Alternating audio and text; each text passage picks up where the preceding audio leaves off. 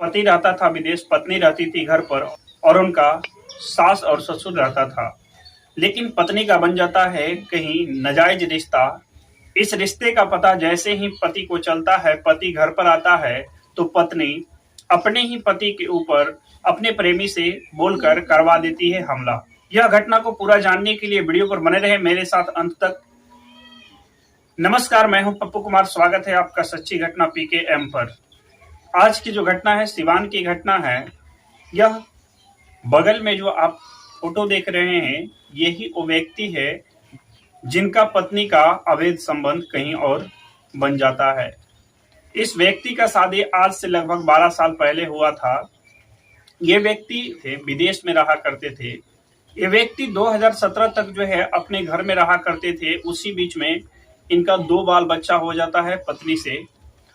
इनका पारिवारिक जीवन बहुत ही खुशी खुशी चल रहा था। ये व्यक्ति जो है अपना परिवार को चलाने के लिए, आगे बढ़ाने के लिए 2017 में बाहर चले जाते हैं विदेश। वहां से वह पैसा कमा कमा कर अपने पत्नी के खाते पे भेजा करते थे। और पत्नी जो होती है, पत्नी का कहीं चक्कर चल जाता है, कहीं अवैध संबंध बन जाता है। पत्नी को एक लड़का से प्यार हो जाता है। ये साइड में जो फोटो देख रहे हैं आप, ये इनकी पत्नी है और ये इनका 2 बच्चा है। पत्नी जो होती है, पत्नी रात भर दिन रात जो है उस लड़के से लगा रहती थी, फोन पे चैटिंग किया करती थी, बातें किया करती थी। पर यह पति को पता नहीं था। घर में पत्नी जो है पीछे खिड़की के दरवाजे से उस प्रेमी को अपने पास बुला लेती थी और उसके साथ नाजायज संबंध बनाया करती थी। यह बहुत दिनों से इन दोनों के बीच में प्रेम कहानियां चल रहा था।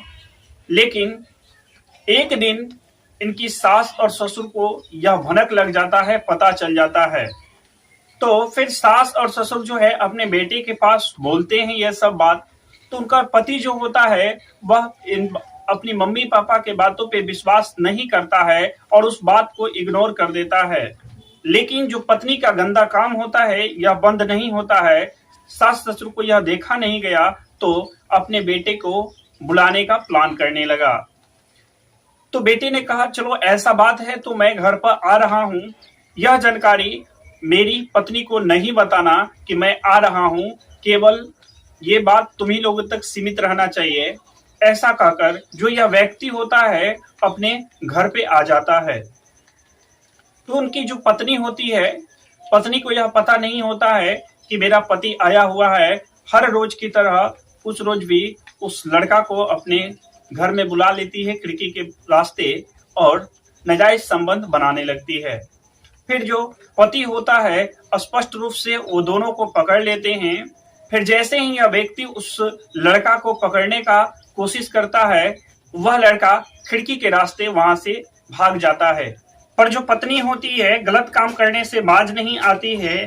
पति बार बार उसे मना करता है, पर वह कहती है कि मैं जीऊंगा तो प्रेमी के साथ ही, मरूंगा तो प्रेमी के साथ ही। और कहती है पत्नी कि मैं तुम्हारा सारा परिवार को 1 महीना के अंदर ही अपने प्रेमी से बोलकर कटवा दूंगा। ठीक पत्नी ने वैसे ही की। कहने के मुताबिक 1 महीना बीता भी नहीं था और अपने प्रेमी से बोलकर अपने परिवार के ऊपर हमला करवा देती है। अपनी ससुर और पति के ऊपर हमला करवा देती है। उस औरत का जो प्रेमी होता है 5 से 6 लोग आते हैं अस्त्र शस्त्र के साथ और उनके घर पे आने के बाद उनका पति के ऊपर और सास ससुर के ऊपर हमला बोल देते हैं। पर किसी तरह से जो है उनका पति और ससुर जो है बच जाते हैं। फिर जैसे ही यह अटैक होता है, जो इस औरत का पति होता है जाकर थाना में FIR दर्ज करवाता है और उनका प्रेमी और उनका जो साथी थे जो अटैक किए थे सभी जेल में चले जाते हैं। मुकदमा दर्ज हो जाता है। फिर कुछ दिन बाद वह छूटकर आते हैं। जो यह व्यक्ति होता है पूरे सबूत के साथ कोर्ट में लड़ रहा है, जिसमें कि पत्नी का कॉल डिटेल और पत्नी जो अपना प्रेमी का नंबर रखी थी जानू नाम से सेव करके उस लड़का का नंबर रखी थी। सारा मैसेज में बातें किया करती थी, चैटिंग किया करती थी। जितनी बातें लिखी थी चैटिंग में वह सारा जो है डॉक्यूमेंट में निकाल कर रखे हुए हैं व्यक्ति, जैसा कि आपको इधर साइड में दिखाई दे रहा है। यह औरत जो होती है पति को एक एटीएम मशीन बना ली थी, एटीएम मशीन जैसा समझ ली थी।